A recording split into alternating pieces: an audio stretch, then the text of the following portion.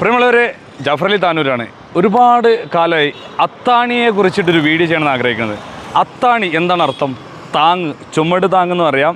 നീ എനിക്ക് അത്താണി ആയിരുന്നെങ്കിൽ എന്ന് പറയാം. അതായത് നിൻ്റെ സഹായം എനിക്ക് കിട്ടിയിരുന്നെങ്കിൽ എന്നും പറയാം.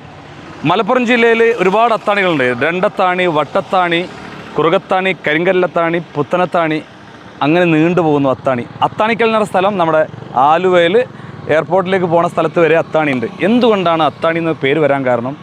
അതാണ് ഞാൻ നിങ്ങളിലേക്ക് വരുന്നത്. പണ്ട് കാലങ്ങളിൽ ഗ്രാമത്തിൽ നിന്ന് മറ്റു ഗ്രാമത്തിലേക്ക് നമ്മുടെ അവശ്യ വസ്തുക്കൾ തലച്ചുമടായി എടുത്തു പോകുന്ന സമയത്ത് ആശ്രയത്തിന് വേണ്ടി ഉണ്ടാക്കിയിരുന്ന ഈ തരം കല്ലുകളാണ്.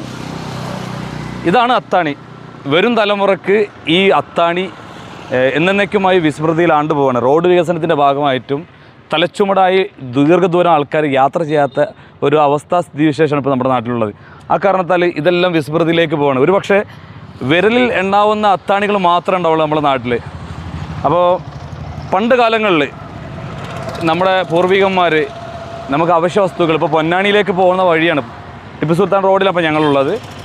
ബേപ്പൂർ പൊന്നാനി റൂട്ടിലാണുള്ളത്. അന്ന് പൊന്നാനിയിലേക്ക് സാധനങ്ങൾ തലച്ചുമടായി പോകുന്ന ആൾക്കാർ എടുത്തു വെച്ചിരുന്ന ചരിത്രപ്രധാനമായ ഒരു സ്ഥലമാണ് ഈ അത്താണി എന്ന് പറയുന്നത്. അപ്പം ഇനിയും മറ്റു ചരിത്ര പ്രസിദ്ധമായ സ്ഥലങ്ങളും വിശേഷങ്ങളുമായിട്ട് അടുത്ത വീഡിയോയിലേക്ക് കാണാം. ഈ വീഡിയോ വളർന്നു വരുന്ന നമ്മുടെ കുഞ്ഞുങ്ങൾക്ക് പറഞ്ഞു കൊടുക്കണം എന്താണ് അത്താണി, എന്തായിരുന്നു അത്താണി എന്നുള്ളത്. വീണ്ടും കാണാം മറ്റൊരു വീഡിയോയിൽ എന്ന ശുഭപ്രതീക്ഷയോടുകൂടി Jafar Ali Tanur. Thank you very much.